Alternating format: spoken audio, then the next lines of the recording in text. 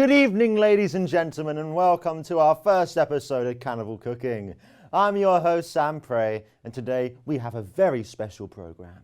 Due to cannibalism becoming legalized as part of the Universal Meat Union, you may now have cannibal friends or even family, and wondering what to prepare for them. Or perhaps you're curious to try it yourself. Ooh. So, nonetheless, we have prepared this program just for you, as we are going to show you dishes for people, made from people, yes.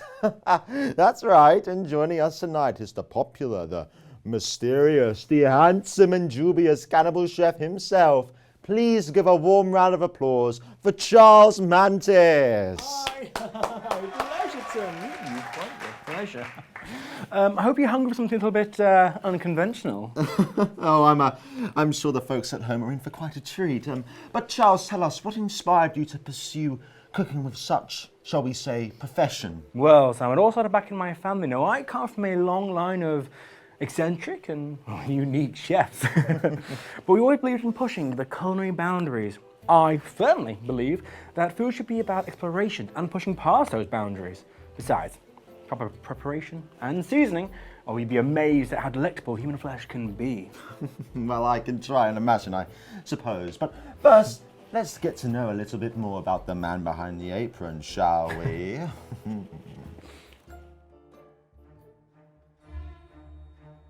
I'm Miss Mantis.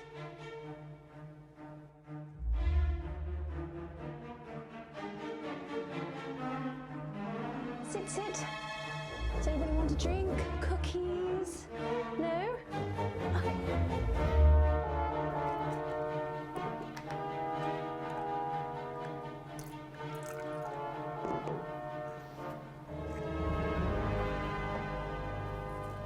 This is Mantis. This is his favorite toy as a child, a knife. Oh. He didn't have an easy life. I raised him alone, and it was difficult for me to raise such an ambitious child. I remember his late father's words, "Look after him no matter what." And then I ate him.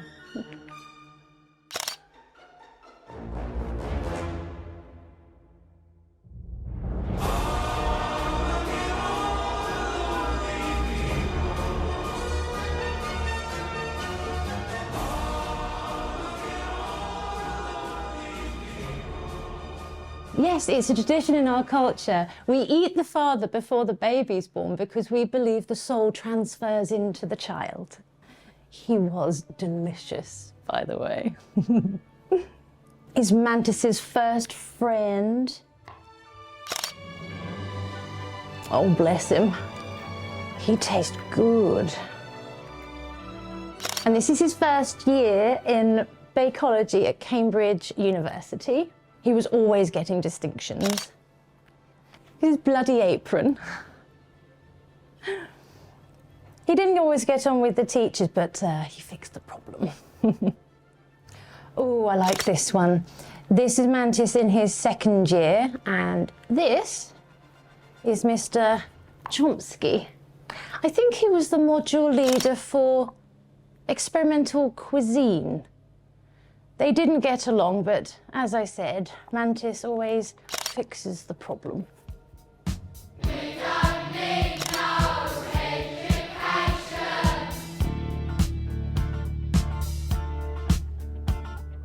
We don't need no school control. Mantis's father, grandfather, his whole family were the best chefs in the whole country. I remember Mantis's first meal. Now, he had quite a unique approach. What makes meat taste good? Breed, diet, and living conditions. So true. So he went to town to look for a beautiful model. He's obsessed with getting the right taste. After he cooked her, it was so delicious you could eat your own finger with it. But it still wasn't good enough for him. He's such a perfectionist like his father.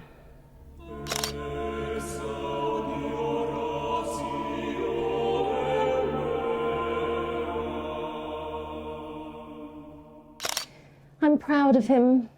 Sometimes he feels unmotivated, but I say to him, look, validation is yours. Take it. Your own validation. It doesn't matter what anybody else thinks.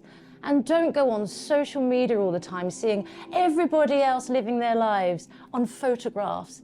It makes you think that everybody's perfect, and they're not. And then I tell him my favourite quote by Emil Cioran. Sometimes I wish I were a cannibal.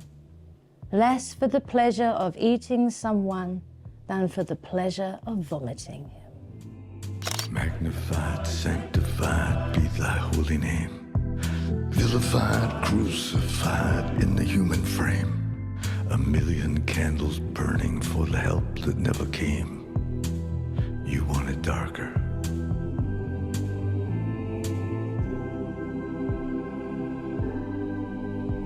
Hey, nay, nay, nay, nay. I'm ready, my lord.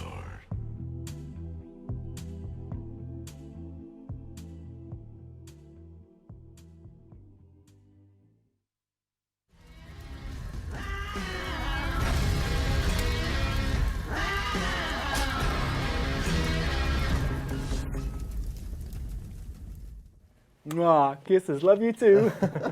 Well, it sounds like you had quite the wholesome upbringing, but there's something it doesn't mention.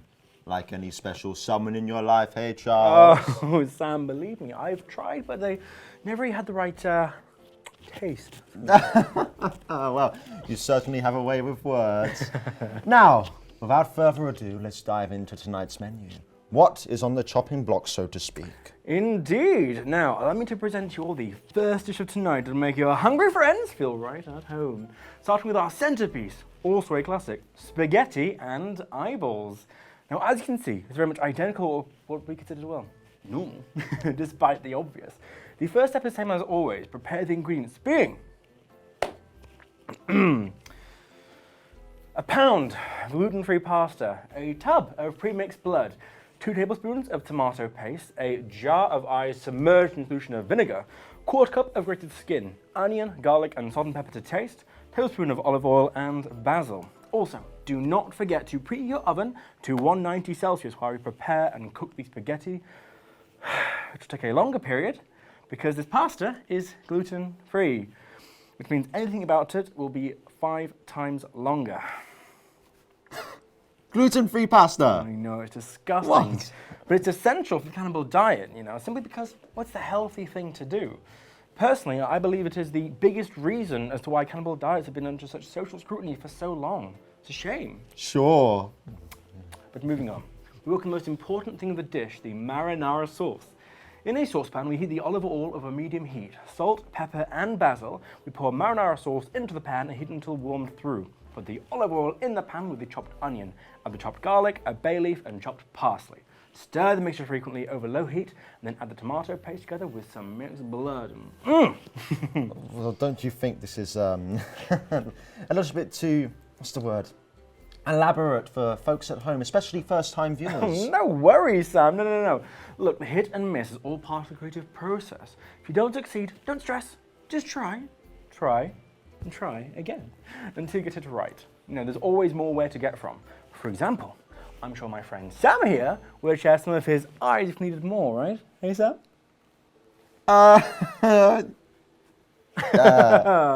Just kidding, mostly. What? But we cannot forget to pour grated skin together. What else? Ah, yes, the eyes, obviously. Oh. And how long does it take to cook these eyeballs? Ah, just until they are nice and tender, but do not worry. We already have one prepared, and you are going to love it.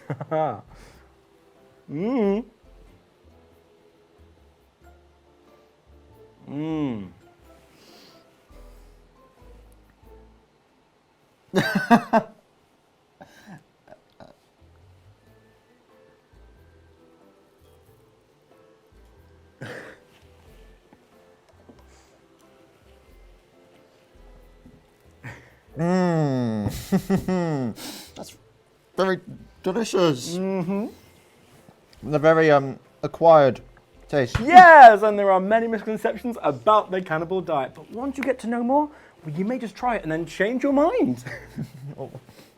What takes us to our next section? Oh yes.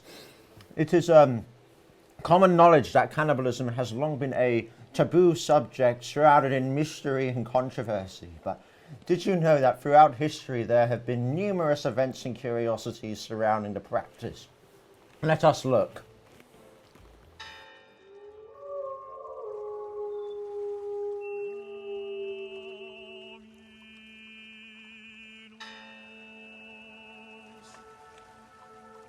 Human. What a sophisticated creature.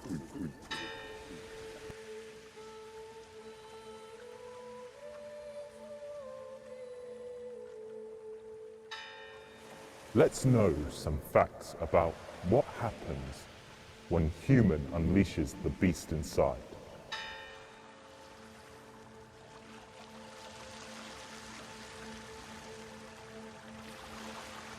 Completely inhuman.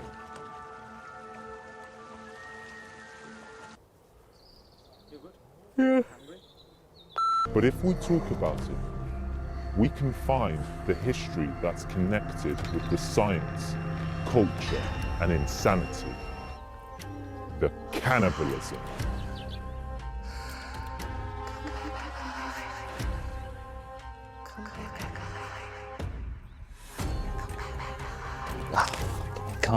I can't see.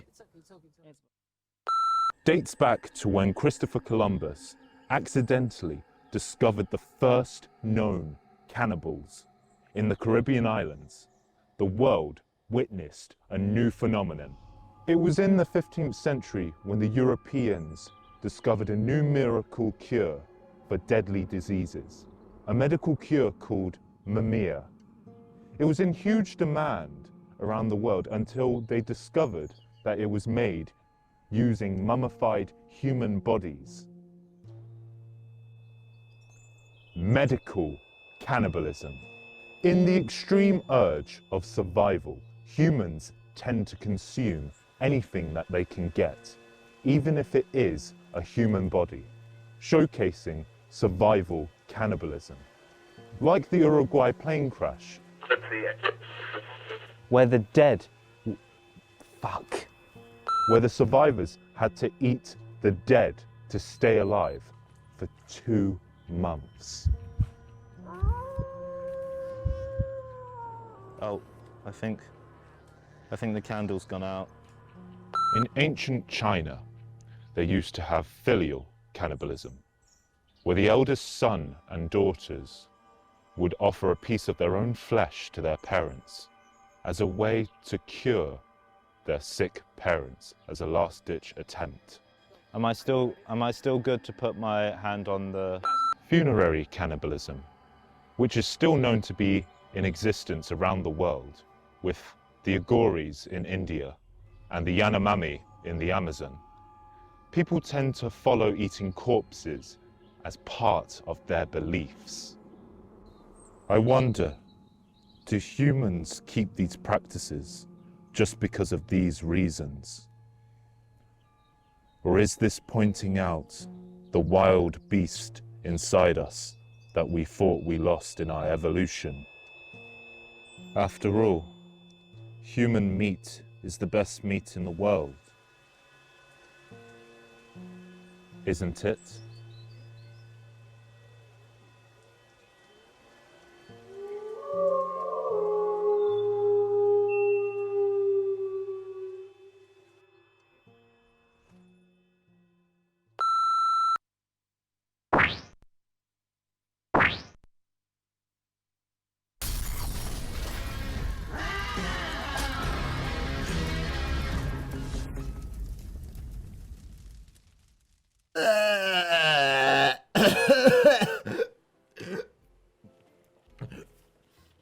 Hello.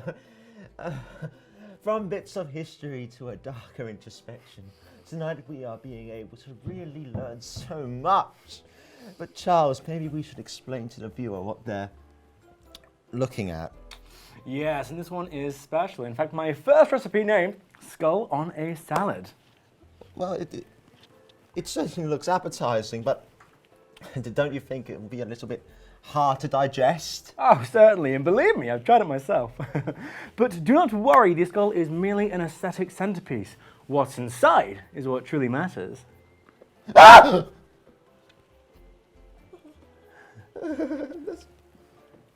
That's very impressive. Should I wonder where you or your folks at home gather this? No, Sam, you shouldn't. But do not worry, I am sure we're going to enjoy the result, and that's what matters. That's always what matters. The ingredients are also straightforward. So, ingredients are obviously 1 large sanitized skull, 1 big old brain, a head of lettuce, a handful of sweet corn, 2 tablespoons of liver oil, salt and pepper to taste, cherry tomatoes, dubious meat croutons, and a salad dressing of your choice, such as balsamic blood. The salad is mostly a cold dish outside of the brain and the croutons. That's because we're aiming for a more healthier option. Everything is grilled in a pan at 100 degrees Celsius, adjusting the heat and cooked until medium rare. As the brain, it is seasoned with salt. In the salad itself, we mix liver oil and pepper in a bowl. I assume the brain has cooled by then. Correctissimo! Yes. And once the brain is cooled, carefully cut open the top of the skull using this saw to reveal the brain cavity inside. Arrange the mixed salad greens and cherry tomatoes around. Finally, place the grilled brain inside and the grilled croutons to make it less green, finishing by pouring on some balsamic blood. And, well, so, what do you think so far of the dish? I would be lying if I wasn't saying I'm impressed. Oh, thank you. You know, so in the world of cooking, timing is everything. It's all about knowing when to seize the moment and when to let things simmer. Yes, and how does that apply to this current dish? Ah, well, when it comes to this recipe, we want to make sure we hit the sweet spot of flavour without overcooking or undercooking. And I see what you did there. That's very funny. It's all about finding that perfect balance. Isn't it? Exactly. Just like in life, Sam, cooking is about finding harmony in the chaos, and its messiness and bloodiness, and skull breaking, and rib cage opening. Where was I? On rib cage opening. Ah, flavours, of course. It's all just expressions, mostly. You've said mostly twice now. And then there you have it. Skull on a salad that is sure to turn heads at any gathering. Thank you, Charles, for sharing your creativity with us. Oh, my pleasure, Sam. Just remember, it's all about having a head for flavour. Let us try it. No. I mean, I would. I'm not hungry. Anyways, it's been quite the culinary adventure, yes? Indeed, it has, Sam. But before we go, I must say I'm a little bit fried finger hungry. You wouldn't mind sharing some of yours? Now, would you, Sam, eh? On that note, I think it's time to wrap up today's show. Yes. Thank you to our viewers for tuning in, and a special thanks to our guest, Charles Mantis, for sharing his unique talents with us. Until next time, folks. And remember, always go healthy and delicious.